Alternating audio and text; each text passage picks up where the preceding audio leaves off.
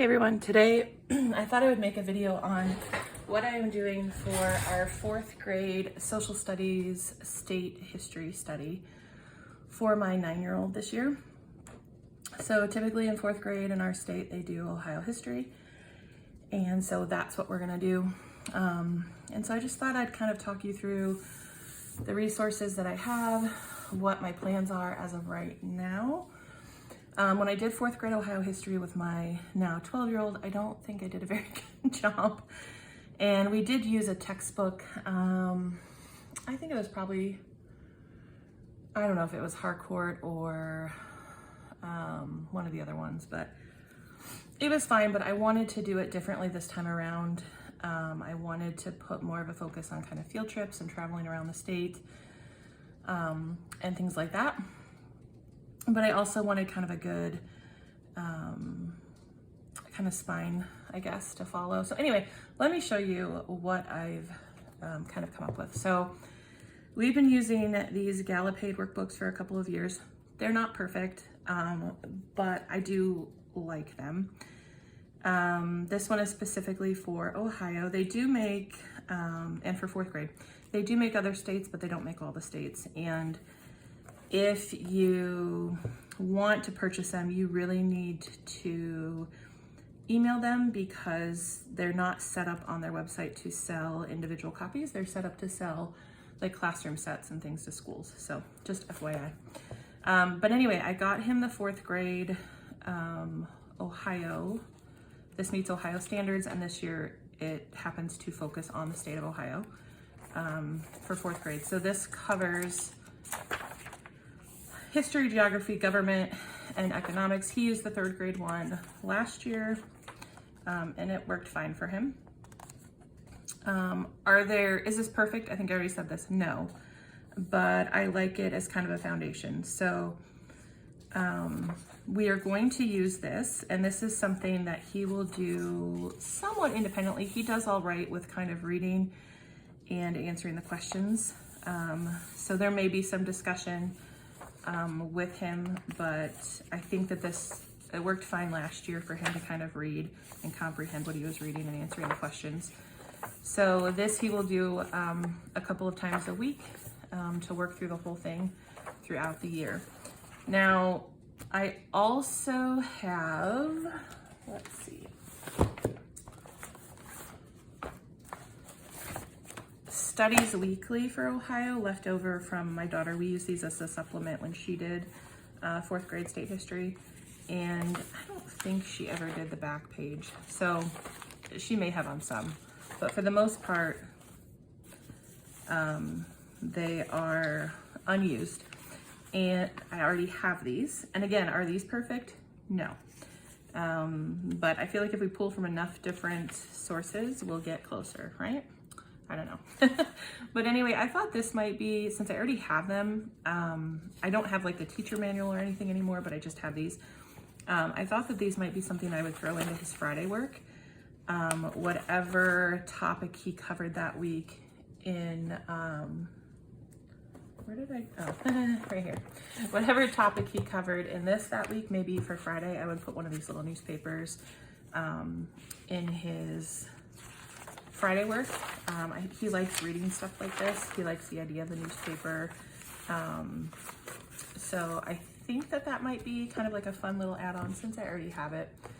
And a lot of the topics kind of match up what they're doing in here. So Chapter 1 is here is timelines. That's what we have here.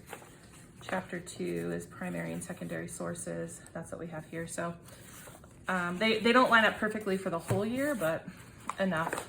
So I think we will add those in just on Friday.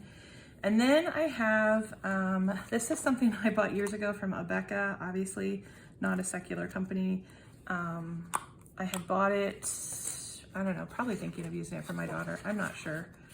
But I could pull some pages here for him to do in his scrapbook. I'll show you the scrapbook in a minute that we're going to do, but I have this, so I may use some pages from here for him to add to his scrapbook. even though ABCA is not secular, I didn't see any like major issues with this particular product. And again, I own it already. So I have that. And then this is something that I had picked up at Half Price Books, I don't know, a while ago, because it was just interesting and it was about Ohio, and I thought, oh, maybe I can use this. Well, as I've looked through it, it's not something that I want to use cover to cover.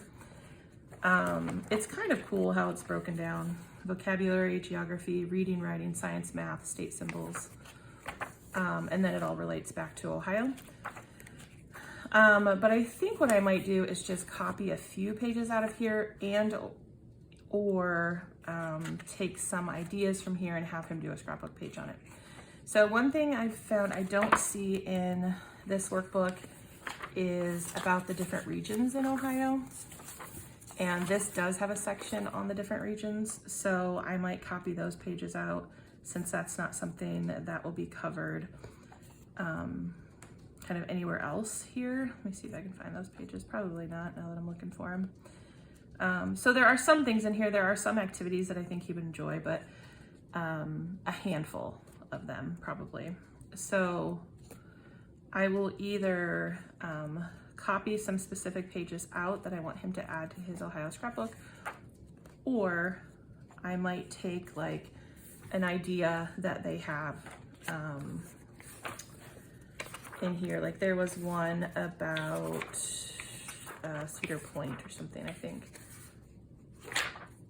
They have field trip ideas in here too, which is kind of cool. But again, there's also a lot of this that I think is unnecessary. So that's how I'm thinking that I will use this. You know, maybe I would copy this Ohio Inventors out, although Inventors are covered in here, so probably not. I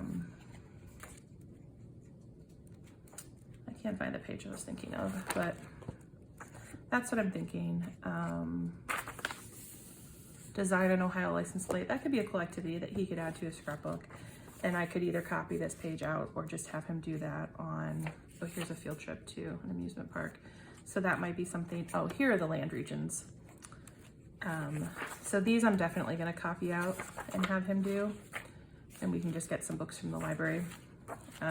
So anyway, that's how I'm thinking I'm gonna use this. I'm just going to pick and choose a few pieces or ideas from here.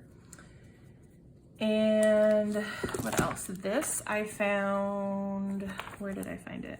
Audubon, Ohio. And this is kind of cool. It is Audubon Adventures. This is the Ohio series. I've had this in my binder forever thinking I was going to use it. It talks about Ohio's ecosystems. There's some ecosystem activities.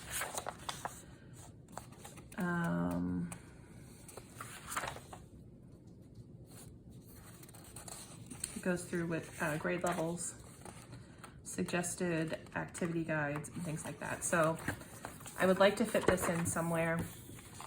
I also just went to my shelf and pulled some books that we already had on Ohio, trees and birds.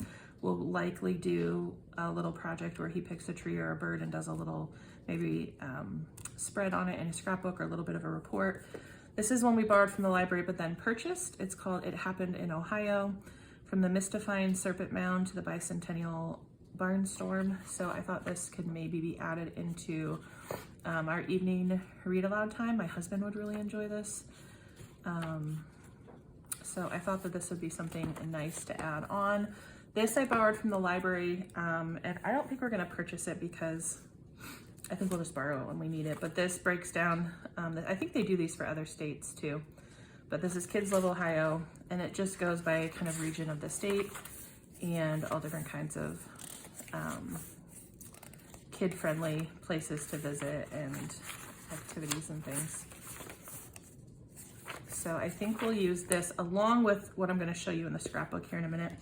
And then these are two other books I had on my shelf. This I used when my daughter did 4th grade history. This is Columbus and the State of Ohio. Cool stuff every kid should know.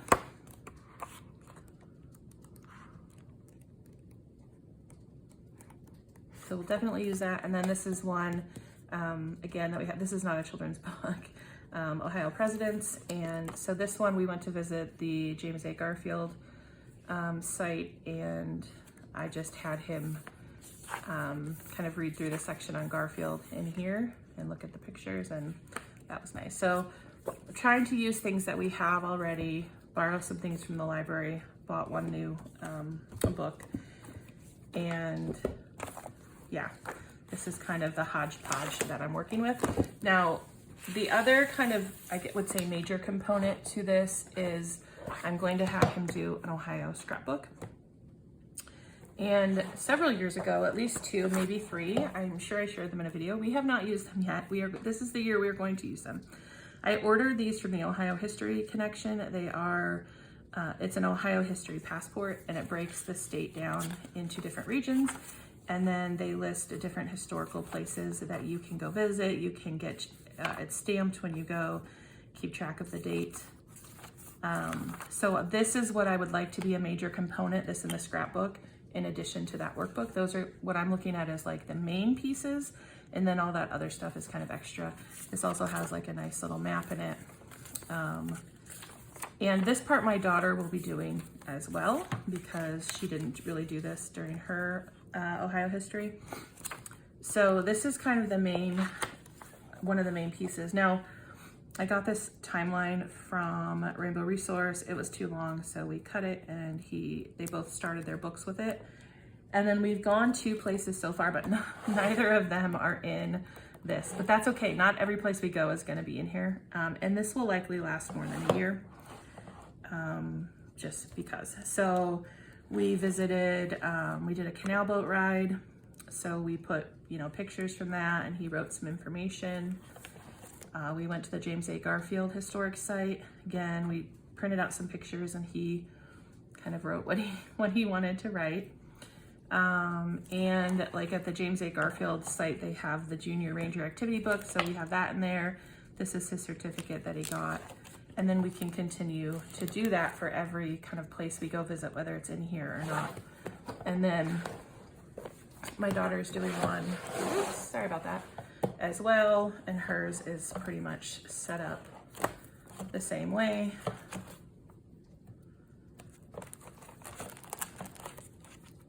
So that's the other kind of piece to our state history puzzle. So that's what I've got. I think I'm hoping like some of the places we go visit will give us, maybe there will be access to a wider variety of perspectives of the history of that place than maybe this will give us. So when we go see like Serpent Mound, we will look for some more local resources when we're there, that kind of thing. So that's it. That's what I have planned for Ohio history for my 4th grader. In a perfect world, I would add in some novels, and I might still do that. We'll see. But I don't want to overcomplicate that. I mean, I just showed you like 30 different resources, and I'm going to tell you I don't want to overcomplicate it. But I don't want to overcomplicate it and make it undoable for us. So the main components are this and this. The rest is just extra, and if I don't end up using some of this, it's okay. It's all stuff that we had. I'd like to get some use out of it, but if I don't, I'm not gonna cry about it. I might cry about other things, but not that. So these are kind of our main components. The rest is extra. All right, so if you have any questions, let me know. If you have some great ideas that you think I should consider for our Ohio history study, let me know that too. I would love to hear it, and I will talk to you down in the comments.